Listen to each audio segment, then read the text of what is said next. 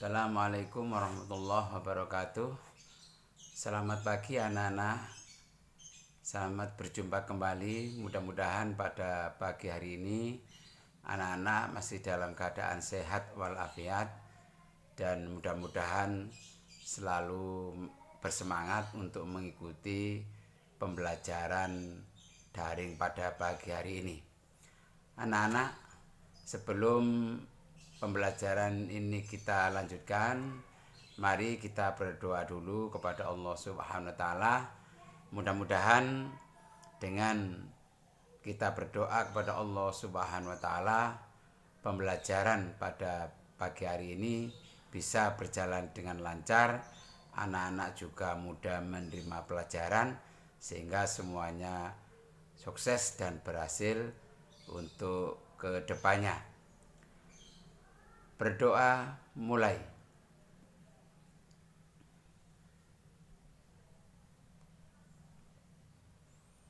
Selesai. Anak-anak, kali ini materi pembelajaran yaitu KD 4.2 yang membahas masalah menggambar ragam hias, dan ini termasuk pada bab 2.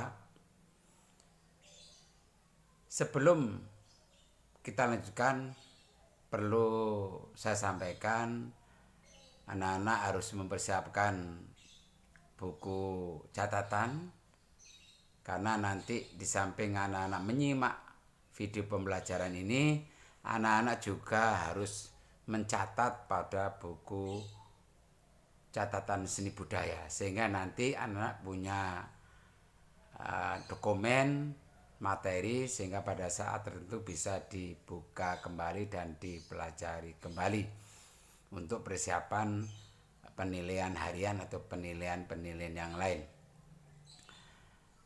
Untuk lebih jelasnya, mari kita ikuti video pembelajaran berikut ini.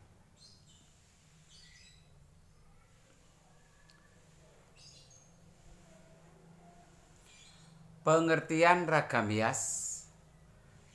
Ragam hias disebut juga ornamen, adalah bentuk dasar hiasan yang menjadi pola yang diulang-ulang dalam bentuk setilasi atau digayakan pada suatu karya seni rupa. Ragam hias dapat diterapkan pada batik, songket, ukiran, baik ukiran kayu atau ukiran pada media yang lain, tenun, dan sebagainya. Motif ragam hias dapat dikelompokkan menjadi 4. Pertama, ragam hias flora atau nama lainnya adalah tumbuh-tumbuhan. Yang kedua, ragam hias fauna atau hewan atau binatang. Yang ketiga, ragam hias geometris, yaitu bentuk-bentuk bangun geometris yang digayakan atau distilasi, misalnya bentuk segitiga, segi empat, lingkaran, dan sebagainya. Dan yang keempat, ragam hias figuratif, yaitu bentuk manusia yang digayakan atau disetilasi.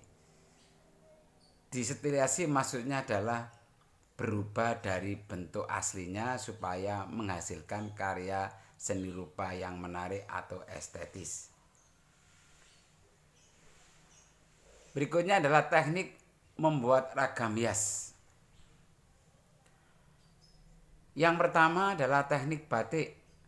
Artinya ragam hias itu bisa diterapkan pada seni batik.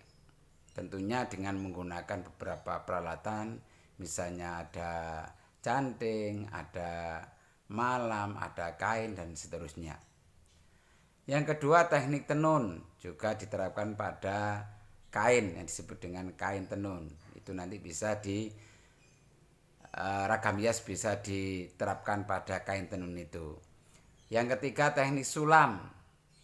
Ya, kemudian yang keempat teknik bordir, yang kelima teknik cetak, dan yang keenam teknik gambar atau lukis. Ya. Berikutnya anak-anak, aturan dalam menggambar ragam hias. Jadi sebelum kita menggambar ragam hias, anak harus memperhatikan aturan-aturan atau petunjuk-petunjuk ketika anak-anak menggambar ragam hias. Aturan-aturan itu diantaranya yang pertama, perhatikan pola bentuk ragam hias yang akan digambar. Jadi yang diperhatikan adalah pola bentuk ragam hias. Yang kedua, persiapkan alat dan media gambar. Jadi kalau menggunakan kertas, ya kertas. Kalau menggunakan kain kanvas, ya kain kanvas. Kalau menggunakan media yang lain, ya dipersiapkan medianya. Yang ketiga, tentukan ukuran pola gambar yang akan dibuat. Ukuran pola gambar yang akan dibuat harus ditentukan supaya tidak terlalu besar, juga tidak terlalu kecil. Harus terbentuk keseimbangan dan keserasian. Yang keempat, buat sketsa di salah satu kotak atau bidang yang telah dibuat sebelumnya. Jadi sebelum kalian membuat gambar hias itu, kalian harus membuat kotak-kotak atau bidang-bidang. Kemudian di kotak itu buat sketsa sesuai dengan apa yang anak-anak inginkan pada saat ingin menggambar ragam hias. Yang kelima, buat bentuk yang sama pada bidang yang lain. Jadi bentuknya sama, bisa dijiplak dari sekian bidang itu. Bentuk yang dibuat kalau berkeinginan untuk sama, maka bidang itu bisa dijiplak sehingga hasilnya nanti sama. Kemudian yang keenam, beri warna gambar ragam hias tersebut supaya kelihatannya estetis, kelihatannya menarik. Dan yang terakhir, lakukan sentuhan akhir atau finishing yang baik.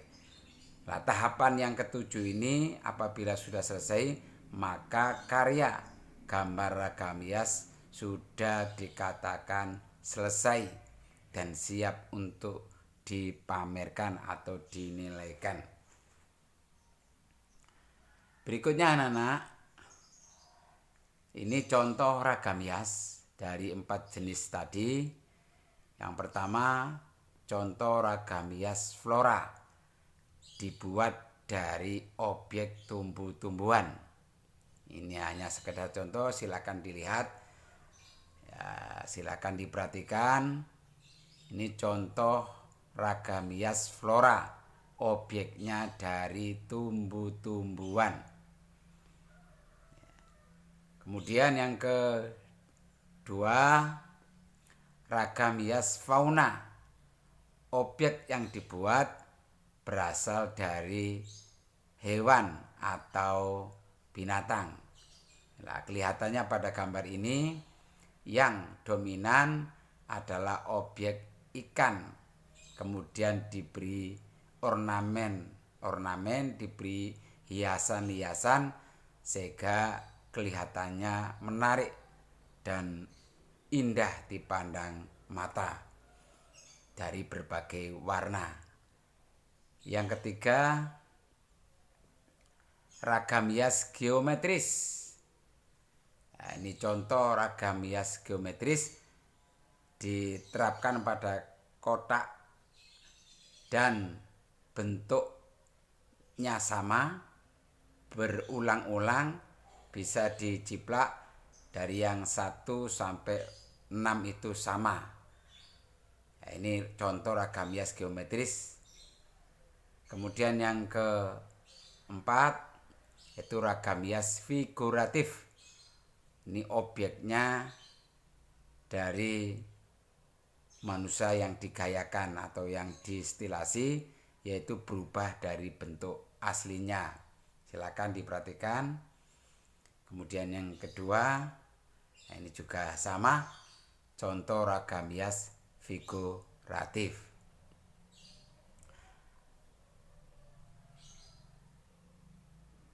Saya kira cukup materi pembelajaran ragam hias pada pagi hari ini. Mudah-mudahan apa yang Bapak sampaikan anak-anak bisa mengerti dan lebih memahami, sehingga nanti pada saat anak-anak melakukan kegiatan menggambar ragam hias, baik itu motif flora, fauna, geometris dan figuratif, anak-anak tidak mengalami kesulitan. Dan masalah contohnya anak-anak bisa mencari di Google, insya Allah banyak di sana, sehingga anak-anak hanya bisa langsung menggambar dan memberikan warna. Anak-anak, sebelum pembelajaran kita akhiri, perlu saya ingatkan kembali, ya, tolong apabila Bapak memberikan tugas seni budaya, maka segera dikerjakan, diselesaikan, dan apabila sudah selesai langsung dikirimkan ke WA pribadi Pak Guru, sehingga anak-anak tidak mempunyai tugas yang bertumpuk-tumpuk dan itu bisa diselesaikan dengan tepat waktu dan semuanya akan berjalan dengan baik. Anak-anak, saya kira itu yang dapat saya sampaikan dalam pembelajaran pada pagi hari ini. Terima kasih atas perhatian dan partisipasi anak-anak dalam mengikuti proses pembelajaran pada pagi hari ini. Mudah-mudahan pembelajaran pada pagi hari ini bermanfaat baik untuk anak-anak, untuk kita semua. Terima kasih. Saya akhiri. Wassalamualaikum warahmatullahi wabarakatuh.